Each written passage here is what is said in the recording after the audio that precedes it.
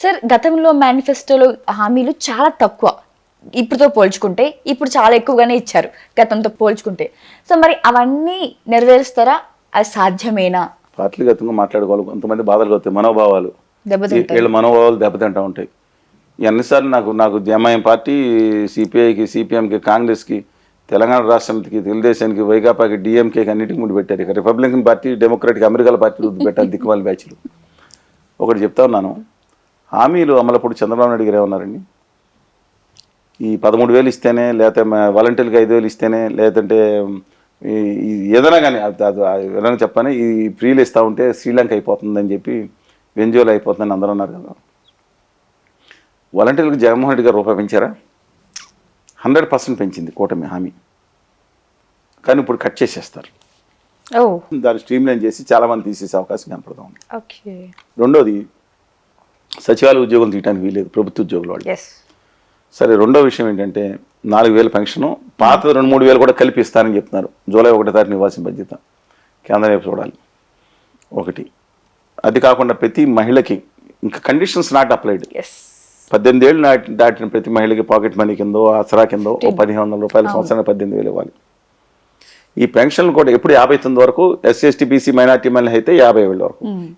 ఇప్పుడు ఈ పెన్షన్ వచ్చే వాళ్ళు కూడా 60 నుంచి 50 ఏళ్ళు తగ్గిస్తున్నారు. ఎస్సీ ఎస్టీ బీసీ మైనార్టీలు వాళ్ళే దాదాపు 70% ఉన్నారు పాపులేషన్.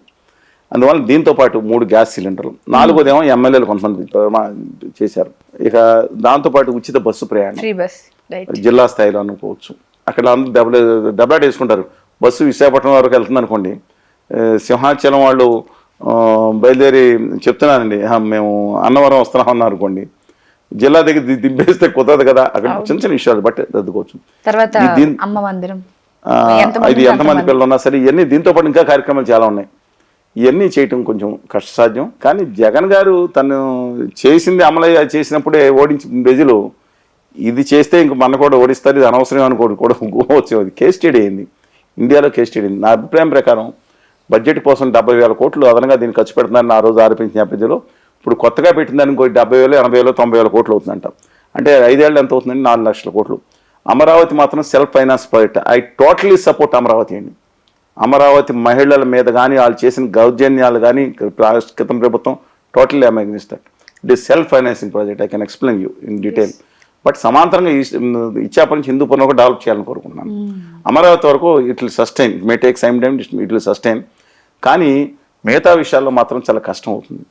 కేంద్ర ప్రభుత్వ సహకారం రావాలంటే ఖచ్చితంగా హోదా విభజన హామీలు తెచ్చుకుంటే కనుక అది సాధ్యమే. సాధ్యం అవన దుర్మార్గులు, దుష్టులు, నీచులు అనే పదం వాడుతున్నా. ఆంధ్రప్రదేశ్ విభజన హామీలు, ప్రత్యేక హోదా వద్దనే వాళ్ళు నీచుల కింద లెక్క. వాళ్ళు ఇవాళ కొత్తగా ఉత్తర భారతీయ జనతా పార్టీ బ్యాచ్ కథలు అల్లుతా ఉంది. ఈశాన్య రాష్ట్రాలకు ఇస్తున్నారు. మరి రాహుల్ గాంధీ గారు అధికారంలోకి వస్తే నేను మొట్టమొదటి సంతకం అన్నారు. అప్పుడు సాధ్యమైంది, ఎందుకు సాధ్యం అవ్వదు? సాధ్యమైంది, వదిలేసేయండి అని ఒక చెత్త బ్యాచ్ సలహా ఇస్తాం. విభజన హామీలు అవసరం లేదా? రాయలసీమ ఉత్తరాంధ్ర నిధులు అవసరం లేదా?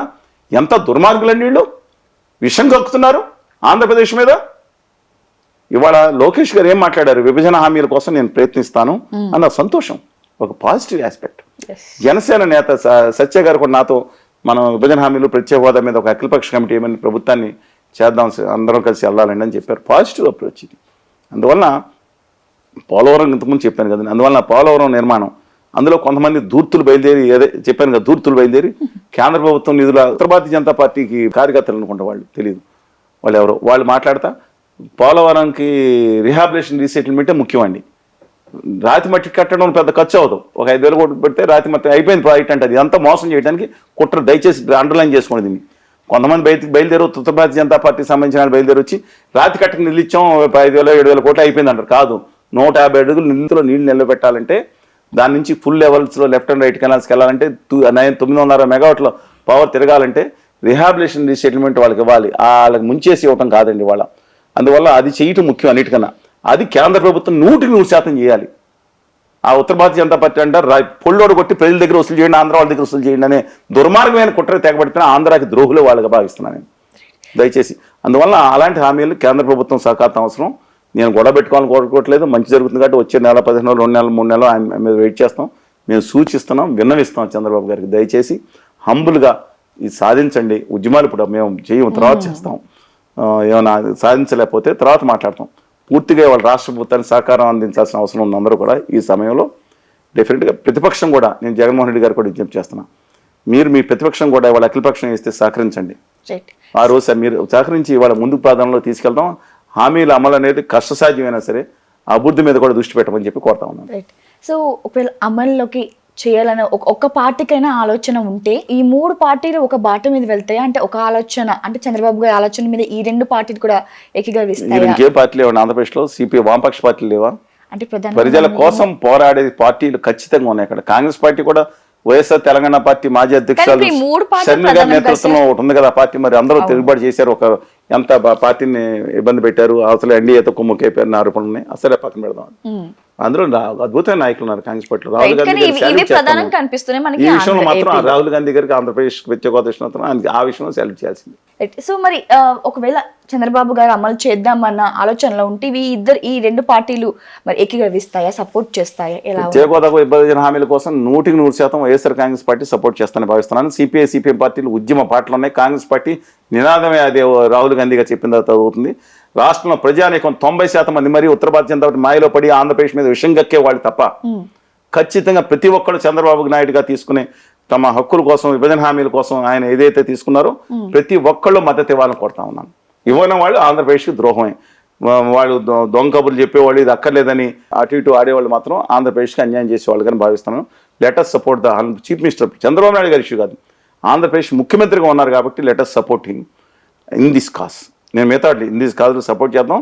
రాష్ట్రం బయటపడే అవకాశం ఉంది. రాష్ట్రం చచ్చిపోలేదు, జనాలను చచ్చిపోలేదు, ఏమో నాశనం అయిపోయింది. 50 ఏళ్ళు అంటున్నది. 50 ఏళ్ళు అని ఆయన చేసిన దుర్మార్గ పాలన కొంత ఉంది, కొన్ని మంది పని చేసి ఉంటుంది. రాష్ట్రంలో అద్భుతమైన యువత ఉన్నారు. ఇవాళ ఎక్స్పోర్ట్స్ 1,60,000 కోట్లు పెరిగిపోయినాయండి. చాలామంది తెలియదు. 2019 మీద పోల్చుకుంటే ఇండస్ట్రీస్ కొన్ని అమరాజు లాంటివి పంపిస్తే బలవంతమైన దుర్మార్గం, కానీ మిగతా చోట్ల పాజిటివ్. అందుకే రాష్ట్రం చచ్చిపోలేదు, యువత ఉన్నారు, సంపద ఉంది. ఓన్లీ కావాల్సిన కేంద్రం అండ ప్రత్యేక హోదా విభజన హామీలు. లేదంటే అక్కడక్కడ ఏదో ఫ్యాక్టరీలు వస్తూ ఉంటాయి, ఏదో డామ్ డిస్కొని టీవీలో వేసేస్తారు వచ్చేసినాయి అని, లులుమాలు వచ్చేసింది, 1,00,000 ఉద్యోగాలు పోయినాయి అని. ఆ లులుమాల్ లేదంటే హైదరాబాద్లో అందరూ మంజరి మాలని మూసేసిన మాల ఒకటి ఉంది. ఆ మాల్లో తీసుకెళ్ళి 4 ఫ్లోర్లు పెట్టారు. చూడండి, 1,00,000 ఉద్యోగాలు లేదు, పోస్టలైజ్ చేసుకుంటున్నారు. లులుమాల 1,00,000 ఉద్యోగాలు వచ్చేస్తుంది. దాని గురించి కాదు, అక్కడ పెద్ద పెద్ద కంపెనీలు ఇన్ఫోసిస్ లేదంటే హెచ్సిఎల్ అప్పుడు ప్రయత్నం చేశారు. అలాంటివి కనుక వస్తే సాఫ్ట్వేర్ అద్భుతంగా డెవలప్ అవుతుంది.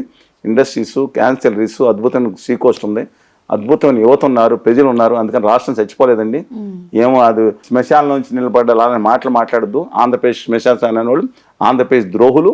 అప్పుడు అమరావతి అన్నారు కదా కొంత చెత్త ఫెలోస్. అందువల్ల దయచేసి ఆంధ్రప్రదేశ్ని ఎప్పుడు అనొద్దు.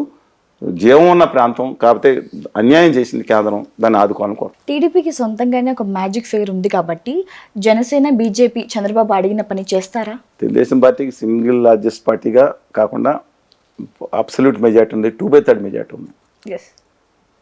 2/3 మెజార్టీ అంటారు దానికి.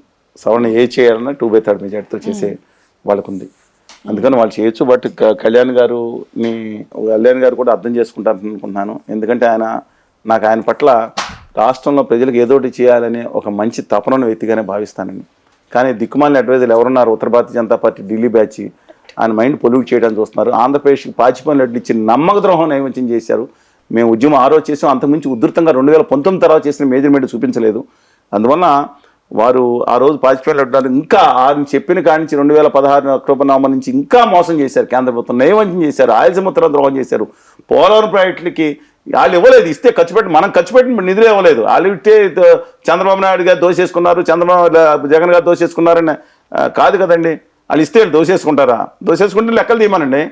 అద్భుతంగా జరుగుతుంది, కేంద్ర ప్రభుత్వం చెప్తుంది.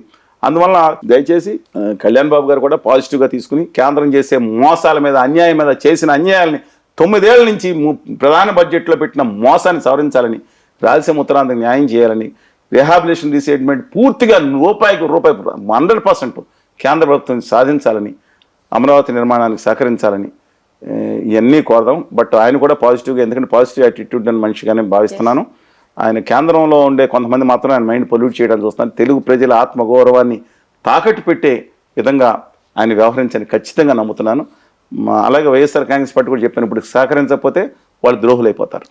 ఇదేది చంద్రబాబు నాయుడు గారికి అంటున్నారు. ఈ ఉద్యమంలో కేంద్రంలో నిలదీసే దాంట్లో వాళ్ళు చంద్రబాబు నాయుడు గారు మాకు కావాలని చేస్తే, అఖిలపక్ష కమిటీ ఇస్తే ఖచ్చితంగా వాళ్ళు రావాలి.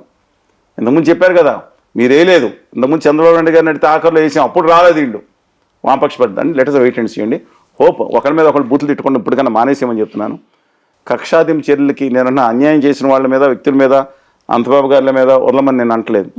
కానీ ఒక కక్షాదిం చర్యలుగా రాష్ట్రాన్ని మాత్రం దాని విధంగా చేయొద్దు. భౌతిక దాడులు అనేది ఆ రోజు చేశారని చెప్తున్నా, నీచ నికృష్టులు చేస్తారు. భౌతిక దాడులు ఆ రోజున ఈ రోజున చేసిన భౌతిక దాడులు చేసి కులాలని మతాలని అడ్డం పెట్టుకునే నీచ సంస్కృతిని మాత్రం దయచేసి తెర తీయొద్దని అన్ని రాజకీయ పార్టీలకి, ముఖ్యంగా అంటే వామపక్ష పార్టీలు అలా చేయలేండి, మిగతా అన్ని రాజకీయ పార్టీలకి డ్యూ రెస్పెక్ట్ టు దెమ్ నేను సవినయంగా మనం చేస్తా ఉన్నాను.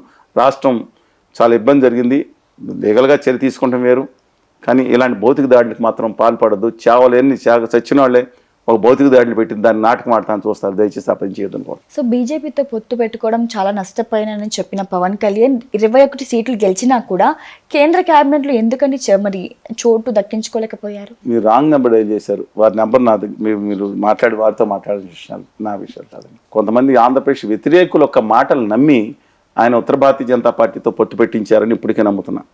ఇవాళ ఎలాంటి పదే చెప్తున్నాను, మొత్తం 80% ఓట్లు వచ్చాయి. 174 సీట్లు నెగ్గేవారు ఉత్తర భారతీయ జనతా పార్టీ. ధైర్యంగా 25 పార్లమెంట్ సీట్లు వచ్చిందాక మీకు చెప్పాను. కష్టంగా రాజంపేట, అరకు, కడప, తర్వాత తిరుపతి అయితే 2,05,000 క్రాస్ అయిందని స్పష్టంగా వివరాలతో ఆధారాలు ఇచ్చాను. అందువల్ల అవుట్ రేట్గా ఉండేది. అసలు బీజేపీ కనుక లేకుండా ఉంటే 80% ప్రజలు వచ్చేవారు. అవి చీఫ్ సెక్రటరీ కాదు, జగన్ గారు 500 రకాల ఆర్మీలు దింపినా సరే ఎట్టి పరిస్థితున్న ఉపయోగం ఉండేది కదా. ఆయన కూడా అర్థమై ఉంటుందండి. అందువల్ల ఇవాళ మెజార్టీ ఓట్లు బైరాటీ ఓట్లు పడినాయి ఆయనకి. అందువల్ల లెటర్స్ వెయిట్ అండి. బట్ జగన్ ఒకటే, మాంజీ గారికి హిందుస్థాన్ వికాస్ మంచి పార్టీకి ఒకే ఒక సీట్ ఉన్నాయి. ఆయన కేంద్ర మంత్రి క్యాబినెట్ హోదా ఇచ్చారు. జేడీఎస్కి 2 ఉన్నాయి. ఆయనకి ఇది ముఖ్యమైన పరిశ్రమ శాఖ ఇచ్చారు. కళ్యాణ్ బాబు గారికి 2 ఉన్నాయి. అందులో బాలసారు గారు సీనియర్ మోస్ట్. ఎందుకు లేదు నాకు తెలియదు, వారిని అడగాలి. ఇది వారిని నమ్మి వారు ప్రగాఢంగా విశ్వసించి మోడీ గారి కాళ్ళకి నమస్కారం పెడుతున్నారు కాబట్టి వారిని అడగాలి. ఆయన కాదు.